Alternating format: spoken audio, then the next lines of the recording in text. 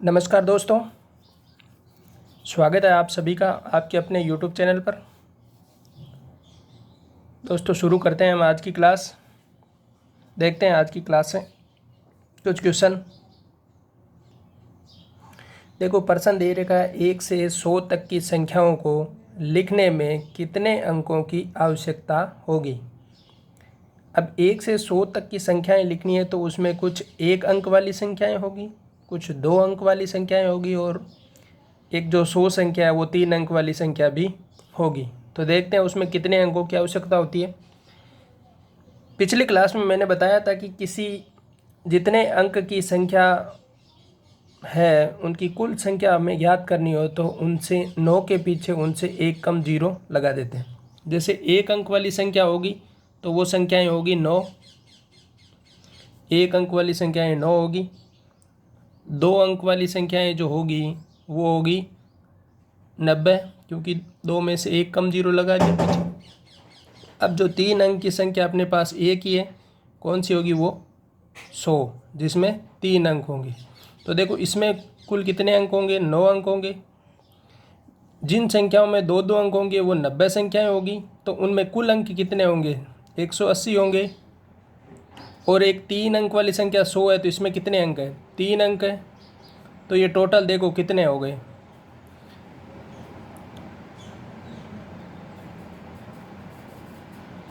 192 हो गए। तो अपना सी आंसर क्या हो जाएगा, राइट हो जाएगा। मतलब अगर 1 से 100 तक की संख्याएं आपको लिखनी है तो उन संख्याओं में अपने पास 192 टोटल अंक होंगे। अब देखो अगला सवाल दे रखा है कि दो संख्याओं का गुणनफल 1092 है, उनका योग उनके अंतर से 42 अधिक है, तो बड़ी वाली संख्या क्या होगी। देखो प्रश्न के हिसाब से देखते हैं तो उसने कहा कि दो संख्याओं का गुणनफल 1092 है। अब उसने कहा कि उनका योग उनके अंतर से 42 अधिक है, मतलब एक संख्या x है और दूसरी y है, तो इनका योग जो है वह प्रश्न के हिसाब से दे रखा है कि वो योग है जो अंतर से, अंतर क्या है, x माइनस वाई, इस अंतर से 42 ज़्यादा है, तो इसमें 42 जोड़ देंगे तो ही अंतर प्राप्त होगा। ये इक्वेशन बरोबर होगी। तो यहाँ से अपन देखेंगे x y को इस तरफ भेजेंगे तो x से x कैंसिल हो जाएगा और y से y, ये 2y यहाँ से रहेगा 42, तो यहाँ से y का मान अपने को मिलेगा 21।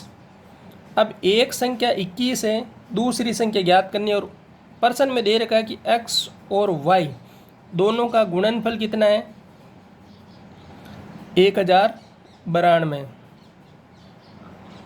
तो यहाँ से अपने को x की वैल्यू मिलेगी, x बराबर यहाँ से y का मान इसमें भाग देंगे, 1092 बट्टे y का मान 21 है, तो यहाँ से भाग देंगे तो ये भाग जाएगा 5 बार, 105, 4, 2 और ये 2 बार, तो यहाँ से अपने को मिला 52 आंसर। तो ये अपना सी आंसर सही होगा, 52 आंसर होगा।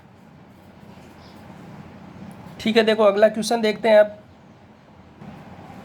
देखो प्रश्न दिया है किसी संख्या को 5 से भाग देने पर शेष 3 रहता है, यदि उसी संख्या के वर्ग को 5 से भाग दिया जाए तो शेष क्या होगा।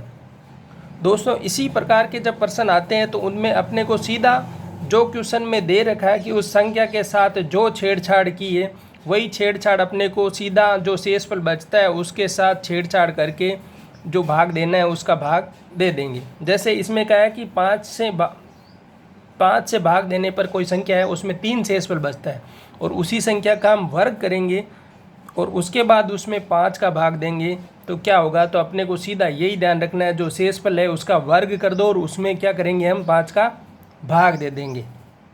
तो 3 का वर्ग करेंगे तो 3 का वर्ग होगा अपने पास 9, और इस 3 के वर्ग में जब हम 5 का भाग देंगे तो यहाँ से शेषफल मिलेगा अपने को 4। दोस्तों ये ऐसे ही होगा। देखो अपन एक उदाहरण लेके करते हैं। अगर मैं संख्या लेता हूँ 8, उसमें मैं 5 का भाग दूंगा तो यहाँ से मुझे शेषफल 3 मिलेगा। देखो 5 का भाग एक बार और यहाँ से 3 शेषफल मेरे को मिलेगा। अब मैं पर्सन के अनुसार देखो उस संख्या का वर्ग करो तो 8 का वर्ग में करूँगा तो क्या होगा 64, इसमें मैं 5 का भाग दूंगा तो यहाँ से मेरे को शेषफल क्या मिलेगा 4, और यही यहाँ से मिल रहा था। तो अपने को सीधा ही ध्यान रखना है, जो चीज़ दे रखी है उसी हिसाब से जो शेषफल है उसमें करना है और आगे भाग दे देना है। तो अपना आंसर क्या आ गया 4 आंसर आ गया अपना। देखो आगे का सवाल देखते हैं आप। देखो दिया एक विषम संख्या 1 है, दूसरी विषम संख्या 3 है, इसी क्रम में 200वीं विषम संख्या क्या होगी या 200वीं संख्या क्या होगी। देखो पहली संख्या 1 है, दूसरी 3 है, ऐसे चल रही है और यहाँ पे पूछा है अपना 200वां पद कौन सा होगा। तो भाई अपने को ये पता है कि 200वां पद विषम संख्या का निकालेंगे, मतलब टोटल संख्याएं कितनी हो जाएगी। इसमें देखेंगे, देखो अपने पास अगर 10 संख्याएं हो तो उनमें 5 विषम होती है और 5 सम होती है। तो अगर ये 200 सम विषम संख्याएं हैं तो होगा क्या कि 400 संख्याओं में से 200 क्या होगी विषम और 200 क्या होगी सम। लेकिन अगर देखो 10 संख्याएं हो अपने पास तो उनमें 5वीं विषम क्या होगी 9 होगी और 10वीं क्या होगी सम संख्या होगी। तो यहाँ से अपने को 5वीं विषम कौन सी मिलेगी 9 वाली संख्या मिलेगी। तो उसी प्रकार से 200 जो संख्याएं हैं 200वां पद मिलेगा तो विषम संख्या कौन सी होगी 200 का 400 संख्याओं में से विषम कौन सी मिलेगी 399। अगर इस प्रकार से समझ में नहीं आता है आपको तो अपने को ध्यान ये रखना है कि समांतर श्रेणी का जो पद निकालते हैं अपन nवां पद, उस हिसाब से भी इस क्वेश्चन को कर सकते हैं। अगर सीधा याद रहता है देखो तो उस हिसाब से तो ये सीधा आ जाएगा अपने, क्योंकि 200 अगर 200वां पद पूछा है मतलब कुल 400 संख्याएं और 399वां पद जो 200वीं विषम संख्या होगी और 200वीं सम संख्या 400 हो जाएगी। लेकिन उसी हिसाब से निकालेंगे तो भी देखो यहाँ से मिलेगा अपने को भी 200वां पद निकालना है। यहाँ से a का मान मिलेगा, प्रथम पद अपने 1 है, इनका असार व अंतर कितना है 2 का है। तो यहाँ से देखो वो मिलेगा t nवां बराबर होता है a plus n minus 1 into D. a का मान अपने पास 1 है, n का मान अपने पास 200 है, 200 में से 1 कम करेंगे तो 199 होगा, d का मान अपने पास 2 है। तो ये यहाँ से मिलेगा अपने को 1 प्लस 398, जो यहाँ से अपने के पास आंसर आएगा 399। तो ये अपना आंसर हो गया ए सही 399। ठीक है, अब देखते हैं आगे का सवाल। देखो सवाल है 3 क्रमागत सम पूर्णांकों का योग 57 है, इसमें सबसे बड़ी पूर्णांक संख्या क्या होगी। देखो दोस्तों एक चीज़ अपने को याद रखनी है कि किसी भी संख्याओं का औसत जो लगातार संख्याएं हैं, जैसे लगातार सम हो चाहे लगातार विषम हो, तो औसत हमेशा मध्य की संख्या होता है। अब 3 क्रमागत संख्या है तो इनका औसत क्या होगा बीच की संख्या होगी, और बीच वाली संख्या निकालेंगे अपन तो इसका औसत देखेंगे। जैसे 3 क्रमागत संख्याओं का औसत ये वाली संख्या होगी और यहाँ से औसत निकालेंगे तो 54/3, तो यहाँ से अपने को 18 मिलेगा। तो ये बीच वाली संख्या क्या हो गई 18। तो ये पूछा है सबसे छोटी वाली संख्या, तो छोटी वाली ये होगी। अब सम कौन सी होगी 18 से छोटी 16, तो ये छोटी वाली पूछता है तो 16। अगर इसमें बड़ी वाली पूछता तो होती 20 और औसत पूछता तो होता 18, या मध्य वाली संख्या पूछी जाती तो होती 18। ठीक है, अब देखो ये सवाल दे रहा है कि वह कौन सी संख्या है जिसको अपने में ही 20 बार जोड़ने से परिणाम 861 आता है। तो एक तो वह खुद संख्या,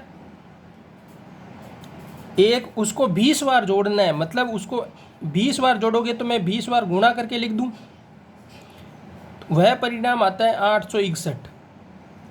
तो ये कितना हो गया 21x बराबर 861। अब यहाँ से अपने को x का मान मिल जाएगा 861/21, ये 5 और 1 यहाँ से जाएगा, ये कितनी बार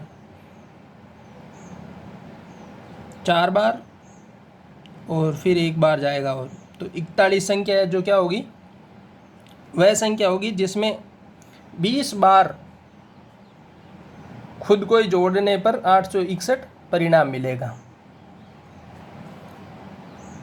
अब देखो आगे का सवाल। देखो प्रश्न दिया है कि 566 को किस संख्या से भाग दिया जाए कि भागफल 15 और शेषफल 11 हो। तो कोई संख्या x से हम मानेंगे कि भाग देंगे तो भाग 15 बार जाएगा और शेषफल क्या बचेगा अपने पास 11, वो किसके बराबर होगा 566 के। तो यहाँ से मिलेगा 15x इक्वल टू 566 में से 11 माइनस करेंगे तो ये मिलेगा 15x इक्वल टू 555। x का यहाँ से हम देंगे तो यहाँ 15 का भाग देंगे तो 555 बटे 15, यहाँ से जाएगा 3 बार और फिर जाएगा 7 बार, तो संख्या मिलेगी अपने को 37। देखो प्रश्न जो कह रहा है उसी हिसाब से अपने को चलना है। इसमें देखो बिल्कुल ही आसान है कि 566 को किस संख्या से भाग देंगे कि भागफल 15 बार, तो मतलब भागफल अगर 15 बार है तो वो किसी संख्या को 15 से गुणा करके वो जो शेषफल बचा है वो जोड़ेंगे तो वही क्या होगा 566 के बराबर होगा।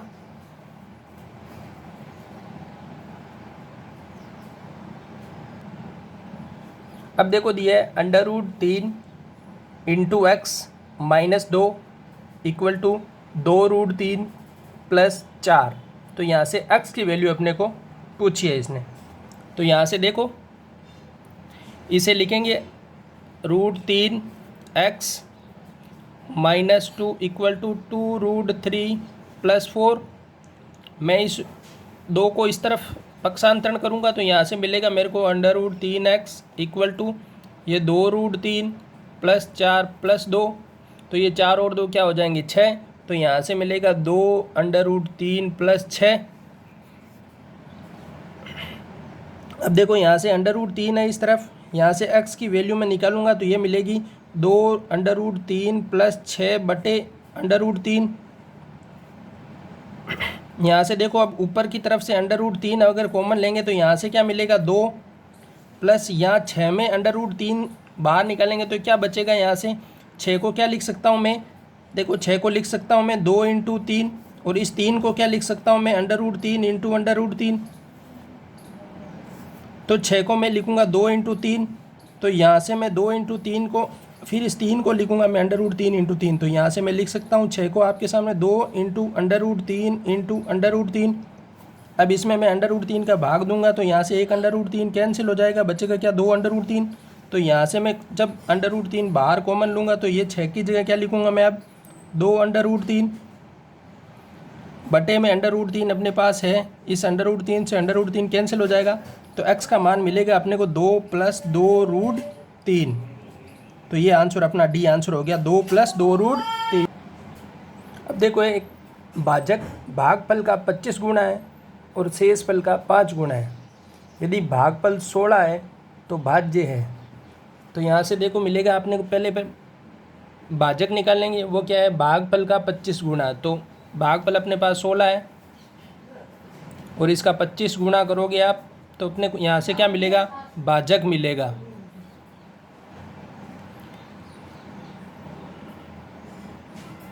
तो ये भाजक आ गया 400। अब शेषफल का 5 गुना है, जो भाजक है वो शेषफल का क्या है 5 गुना है, तो यहाँ से शेषफल मिलेगा 400 बटे 5, 80 शेषफल मिल गया। अब भाज्य ज्ञात करना है तो भाज्य होगा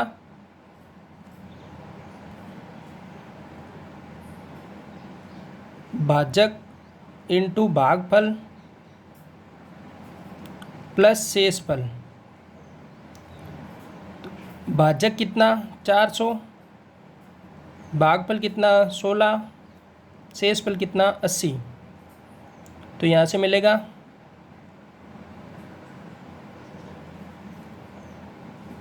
6400 प्लस 80, तो ये होगा 6480। जो होगा अपना बी आंसर सही।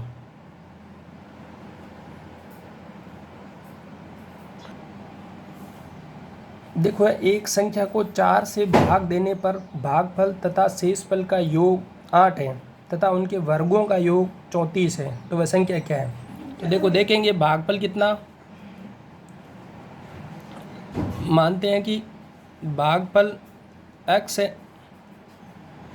तो शेषफल कितना होगा, इन दोनों का योग, भागफल और शेषफल का योग 8 है तो शेषफल क्या होगा 8 माइनस एक्स। अब दे रखा कि उनके वर्गों का योगफल 34 है, तो यहाँ से x square plus 8 minus x का स्क्वायर इक्वल टू 34 है। तो देखो ये होगा एक्स स्क्वायर प्लस 64 प्लस यहाँ से x square minus 16x equal to 34। तो ये होगा 2x square minus 16x plus 30 equal to 0। ये 34 इस तरफ आगे 64 में से घटेंगे तो 30 बचेगा।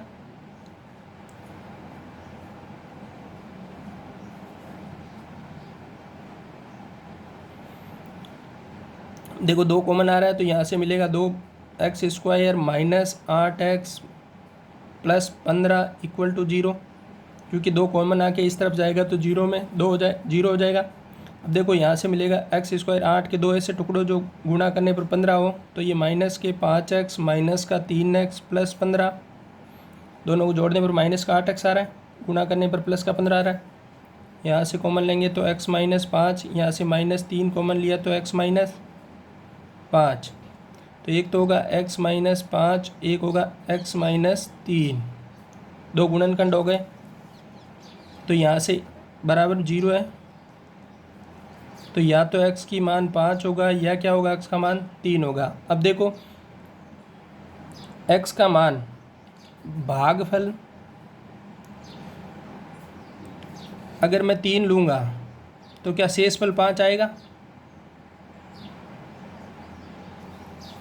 देखो प्रश्न में है कि संख्या में भाग देने पर भागफल और शेषफल का योग क्या है 8 है, तो अगर मैं यहाँ से मानूंगा कि अगर भागफल में 3 ले रहा हूँ तो शेषफल 5 होगा, क्या भागफल से बड़ा शेषफल नहीं होता, इसलिए यहाँ पर भागफल कितना होगा 5 और शेषफल 3, तो भागफल 5 हो गया और शेषफल मिल गया 3।